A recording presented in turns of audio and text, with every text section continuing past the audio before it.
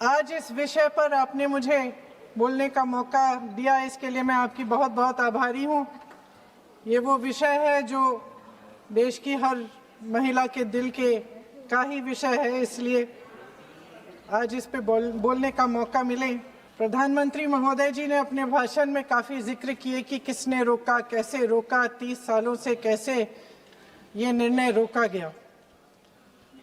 तो इसका बैकग्राउंड ये है, मेरे सत्ता पक्ष के साथियों को शायद ये बात पसंद नहीं आएगी, लेकिन इसका ऐतिहासिक बैकग्राउंड ये है कि इसकी शुरुआत भी नेहरू नाम के एक व्यक्ति ने ही किया।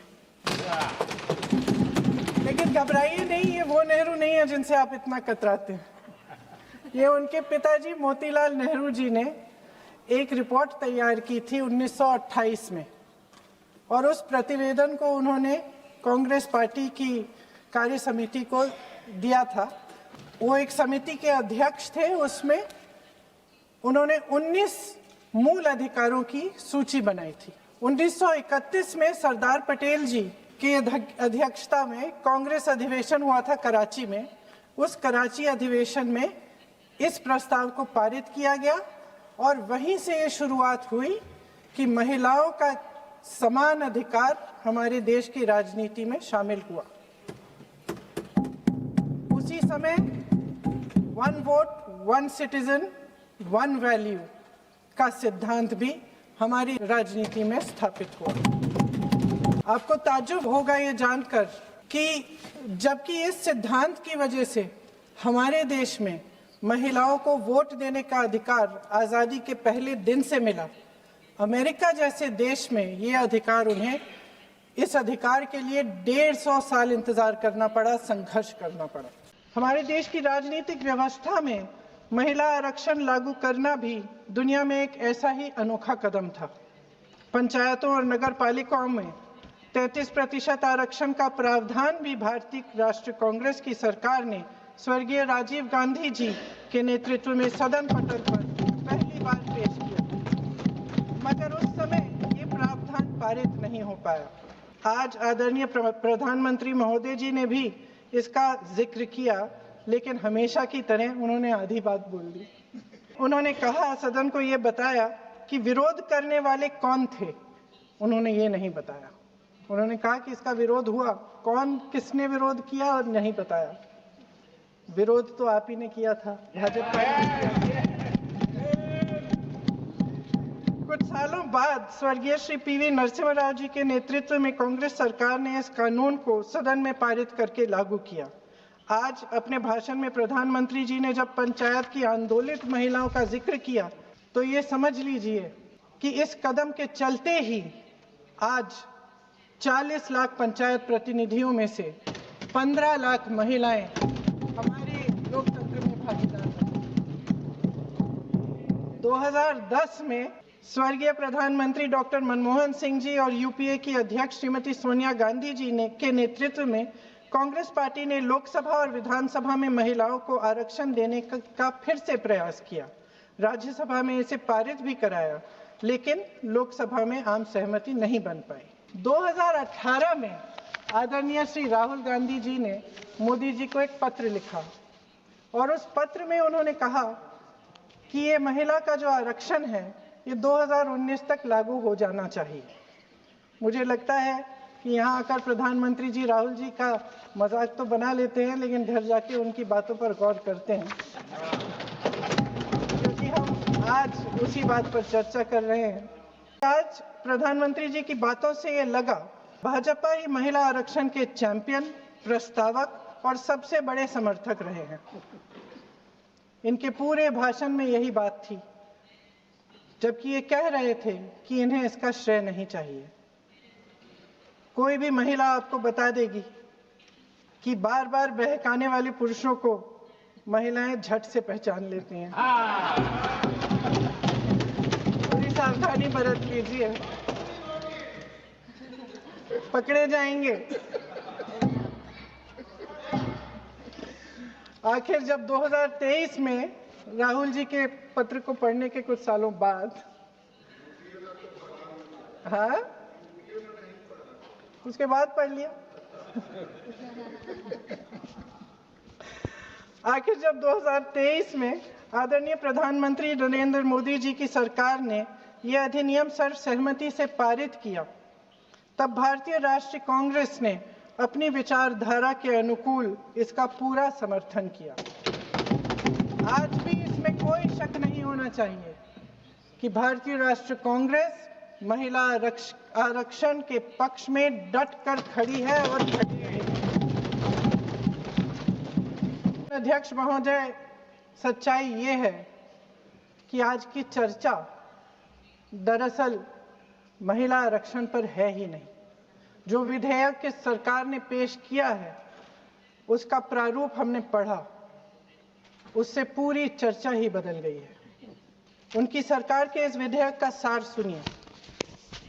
सबसे पहले इसमें लिखा है कि संसद में महिला आरक्षण 2029 तक लागू होना चाहिए।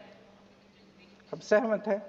फिर कहा गया है कि इसे लागू करने के लिए लोकसभा सदस्यों की संख्या 50% बढ़ानी पड़ेगी।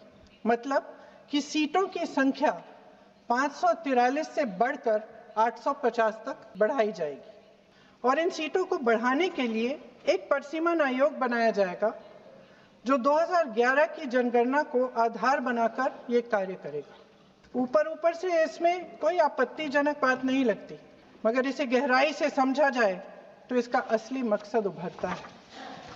वह राजनीति की बू जिसका जिक्र प्रधानमंत्री महोदय ने किया, वह राजनीति की बू इसमें पूरी तरह से घुली हुई है। दरअसल इसी सरकार ने महिला आरक्षण का जो विधेयक सर्वसहमति से 2023 में पारित कराया था, उसमें दो चीजें थी जो इस विधेयक में नहीं है। उसमें लिखा था कि इसे लागू करने से पहले नई जनगणना और परिसीमन कराई जाएगी। अब अचानक क्या हो गया? मन बदल गया। वही सरकार पुराने आंकड़ों के आधार पर क्यों आगे बढ़ना चाह रही है और इतनी जल्दबाजी क्यों? अध्यक्ष महोदय, ये हमारे देश की सच्चाई है कि प्रतिनिधित्व का सवाल जनसंख्या के सवाल से जुड़ा हुआ है। जब तक जातीय जनगणना नहीं होती, सभी वर्गों को उचित प्रतिनिधित्व नहीं मिल सकता। यह अनिवार्य है। ये सरकार 2011 की जनगणना पर आगे बढ़ना इसलिए चाहती है क्योंकि इस जनगणना में ओबीसी वर्ग की संख्या ही नहीं है।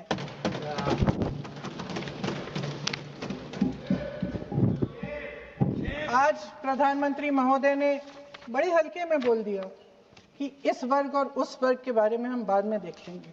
कौन सा इस वर्ग, कौन सा उस वर्ग?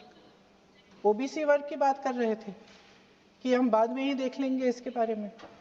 ये हल्के में नहीं लेना चाहिए अध्यक्ष महोदय।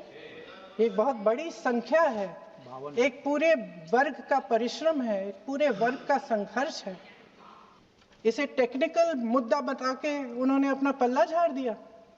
हम इनकी मांग कर रहे हैं, हम इनकी जरूरतों को आगे कर रहे हैं, हम कह रहे हैं कि इनको भी अपना हक मिलना चाहिए और प्रधानमंत्री जी ने उसको एक टेक्निकल मुद्दा बता दिया।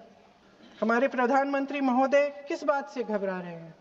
इसी बात से ना कि जब नई जनगणना होगी तो इस ओबीसी वर्ग के असली आंकड़े निकलेंगे और उसमें पता चलेगा कि ये वर्ग कितना मजबूत है, कितना बड़ा है और उसके हक को कोई नकार नहीं पाएगा। 2011 की जनगणना को परिसीमन का आधार बनाकर प्रधानमंत्री जी ओबीसी वर्ग का ये हक छीनना चाहते हैं। उनके साथ एक बहुत बड़ा अन्याय करने जा रहे हैं।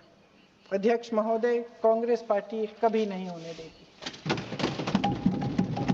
हमारा संविधान सबका है। ये देश एक एक देशवासी का है। किसी एक का हक छीनकर इसे नहीं चलाया जा सकता।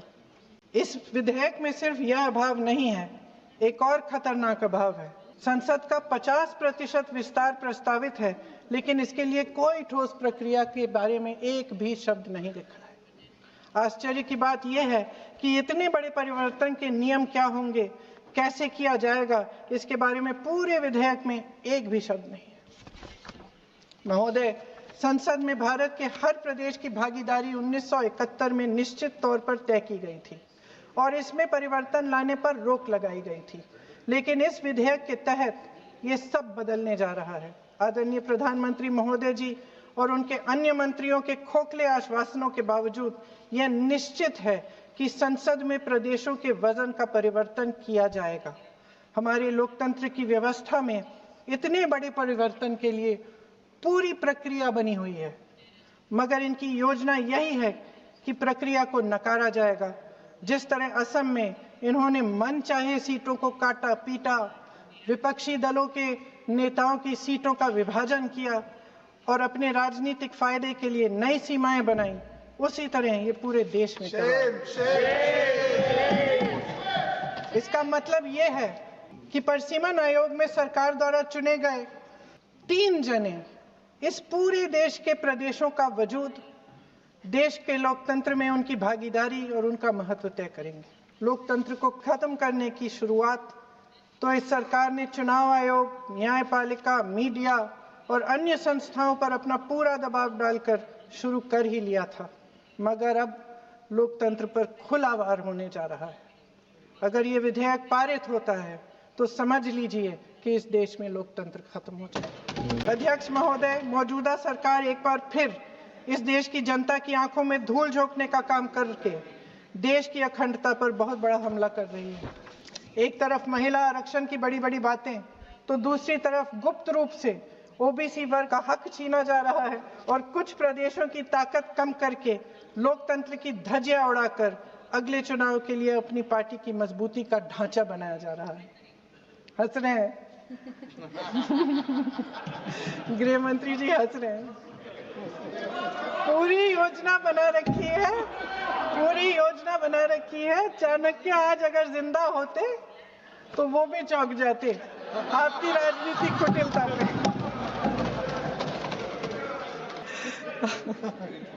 इन्होंने पूरी योजना बना रखी है, हंस रहे हैं, सहमत है मेरी बातों से। अचानक प्रदेशों में चुनाव के दौरान सदन की बैठक बुलाओ, कोई सर्वदलीय बैठक मत बुलाओ। विधेयक का प्रारूप सिर्फ 1 दिन पहले सार्वजनिक कर लो ताकि विपक्ष को कोई मौका न मिले कि इस पे चर्चा कर ठीक ढंग से हो। मीडिया और पब्लिक में पहले से ही चर्चा शुरू कर लो कि मोदी जी एक बहुत बड़ा कदम उठाने वाले हैं महिलाओं के उत्थान के लिए। ये विपक्षी दल के जो नेता हैं कुछ समझते नहीं हैं, राष्ट्र के हित में कुछ करते नहीं हैं, विरोध करेंगे। बेचारे मोदी जी इतना बड़ा कदम उठाने वाले हैं, सबको इनका साथ देना चाहिए राजनीति से ऊपर उठकर, और ये कर करके विपक्ष को धर्म संकट में डाल दो। एक तरफ महिला आरक्षण और दूसरी तरफ आपको काट पीट करने की, पूरे ढांचे को बदलने की स्वतंत्रता, ओबीसी वर्ग को नकारने की स्वतंत्रता। अध्यक्ष महोदय, राजनीति में कुटिल होना अपनी जगह है, शायद हमें और थोड़ा होना भी चाहिए इस तरफ वालों को, लेकिन सत्ता बनाए रखने की महत्वाकांक्षाओं को परे करके देश के हित के लिए सही निर्णय लेना अलग है।